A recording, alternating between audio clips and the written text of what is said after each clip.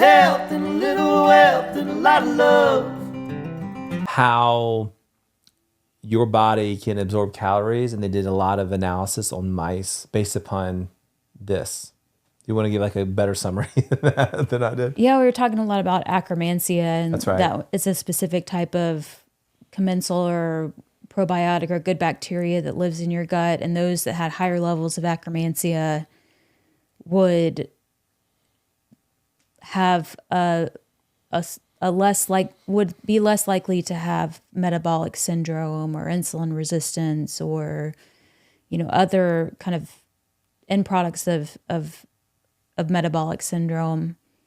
And I know we're kind of getting a little bit in the weeds because we said we were going to be talking about Ozempic face. But this is Ozempic if the episode is a little bit longer today, that's fine. I think all this builds on top of each other. And I think it's totally on brand for us and what people are interested in. Yeah. So I want to take our time. Let's just have a conversation. And I think this is how I have a little bit of a different, not necessarily understanding or opinion of using these medications, but I'm in the middle when it comes to traditional medicine and functional medicine. And this is recent. This is not. Yeah. And there are people that I highly respect that are largely against using things like Wegovy or Zepbound, which are the two main medications on the GLP-1 agonists, the injectable medications that are on the market right now for weight loss.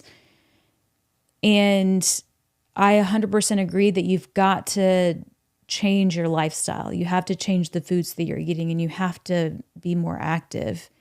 But it can be a great tool, I think, for people who are trying to make that switch, who live a life where that's all they've known. Right. And they have a hard time breaking that habit. Right. And I think it's borderline addiction. 100%. And you are 100%. Introduced to that. And sometimes you don't have a choice. And this is not slamming any parents, but you don't have a choice, and that's your diet. And so when you get older, and I did read this somewhere, I could be wrong, but when you're younger and you are overweight, and you can speak to this, you can speak to this because you want to tell the listeners like your struggle with weight. I mean, I was overweight when I was younger, and it wasn't a matter of what my parents were feeding me. My mom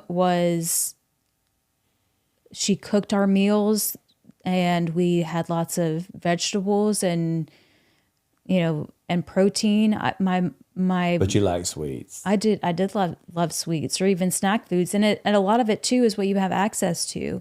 And I think we could go down the rabbit hole with that too about, living in certain areas and which we'll have a whole other episode dedicated to that. Yeah. Where if you're in an area where all your access is kind of more 7-Elevens or, you don't have Whole Foods in the area or even like Publix or other grocery stores, access to quality of food, where if you're going to a convenience store, the majority of your food, how many times have you stopped at a gas station when you're traveling and you can't find a healthy snack? Right, all you can do is to. grab ultra processed foods. Protein and shakes. if you don't have a car, if you don't have transportation, and you live in an area where that's all you have access to, that's the food that you're going to eat. That's right. Well, we'll put a pin in that. We'll talk about that in a future episode. So the purpose of this episode, this is all good background information. So I don't want to rush through this because at the end of the day, the listener needs to understand, not only the position, the access to food, medicine, Ozempic, how it all kind of impacts together. So how does Ozempic work? How does that work with weight loss? So Ozempic, Wegovy, Zepbound. Zepbound's a little bit different, but they're in this class of medication called GLP-1 agonists. So GLP-1 is a type of hormone that we naturally produce, and it acts not only locally, so it helps to kind of slow digestion. It helps to decrease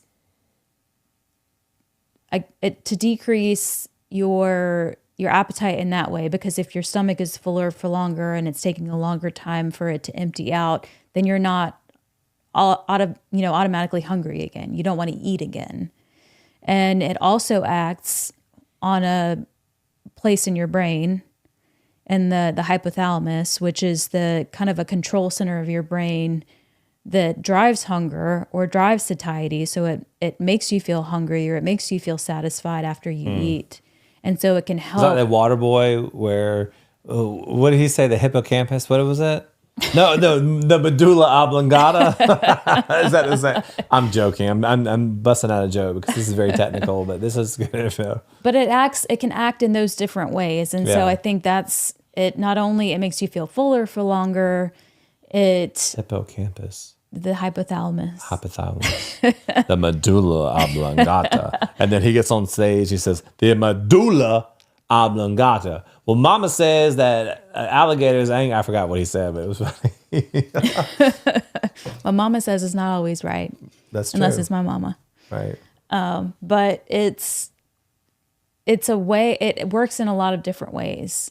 And in that way, it can cause some side effects, but that's the main way. And then the Zepbound or Mounjaro, which a lot of people have heard about, it not only has the GLP-1 hormone, but it also has a GIP hormone analog. So it kind of has additive benefits, but it's kind of tied to kind of how we naturally are supposed to respond to food, but it kind of amps that response up a little bit to kind of help to quiet the food noise and those cravings that a lot of people have. With a little health and a little wealth and a lot of love, that's a life that we live. Suits and scrubs.